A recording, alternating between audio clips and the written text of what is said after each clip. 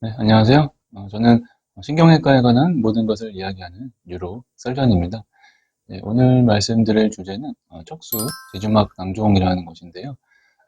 최근에 그 이봉주, 마라톤의 이봉주 선수가 이 질환으로 이제 투병 생활을 오랫동안 하다가 이번 달이죠. 2021년 6월 초에 수술을 받고 회복하고 있다는 소식을 접했습니다. 이 질환이 이제 드물기도 하고, 저도 이제 수술을 많이 보지는 못했지만, 그래도 혹시 궁금해하시는 분들이 있을까봐 간단히 이 질환에 대해서 소개해 드리고자 합니다.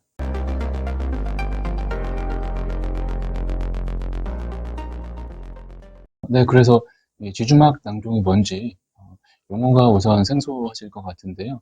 낭종은 많이 들어보셨을 겁니다. 낭종은 이제 영어로는 시스트라고 해서 무록이라 부르는 이제 양성 질환입니다. 예를 들어서 간 낭종이나 또는 이제 콩팥 낭종 이런 것들은 이제 많이 들어보셨을 텐데 이제 간이나 신장 낭종에서도 마찬가지지만 크기가 작을 경우에는 특별히 치료를 하진 않습니다.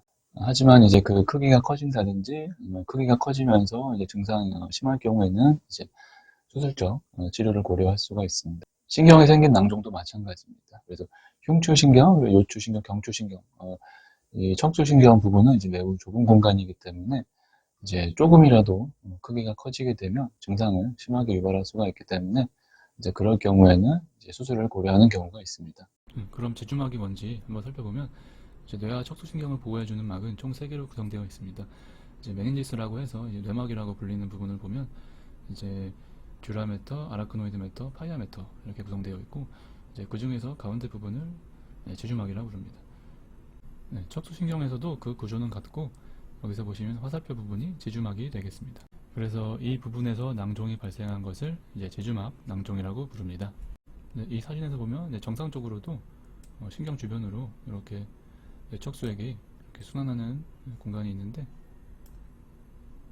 이것이 순환하지 못하고 이렇게 한 곳에 고여 있게 되면 제주막 낭종이 생기게 되고 이것이 신경을 압박하게 됩니다.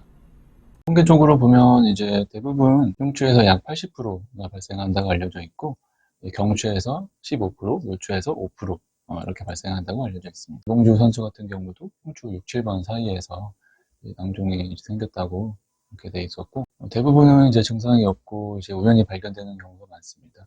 하지만 그게 이제 증상이 생겼을 경우에는 이제 증상이 심하게 나타나는 경우가 많은데요. 예를 들어서 이제 다리에 힘이 빠진다든지 이봉주 선수 같은 경우처럼 이제 경련이 일어난다든지 또는 이제 다리에 강직이 생기거나 감각이 떨어지거나 아니면 심할 경우에는 소변, 대변까지 조절이 어려운 경우가 있습니다. 그래서 이봉주 선수 같은 경우에는 이제 근육 경련으로 이제 허리가 굽어지면서 이제 보행도 어렵고 마찬가지로 다리 힘도 빠지고 그래서 보행 못하는 상태로 이제 휠체어 생활만 하다가 결국에 수술적 치료를 받았다는 그런 내용인데요. 진단은 MRI로 하게 되고 치료는 크기가 작을 경우에는 특별히 치료를 하진 않습니다. 이제 증상 정도에 따라서 이제 수술적 치료를 고려할 수가 있고 그래서 이봉주 선수 같은 경우도 경련이 너무 심하고 일상생활 거의 못하는 상태까지 증상이 악화되었기 때문에 결국에 수술적 제거를 통해 치료를 하였던 경우입니다.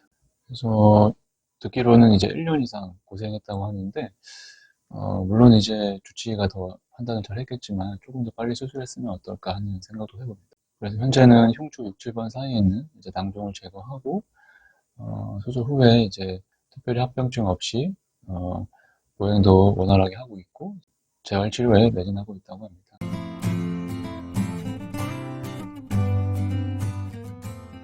그래서 이봉주 선수도 얼른 쾌차하셨으면 좋겠고 이 영상을 봐주시는 분들도 조금이나마 이해하셨으면 좋겠습니다. 끝까지 시청해주셔서 감사드리고 지금까지 유로 썰전이었습니다. 감사합니다.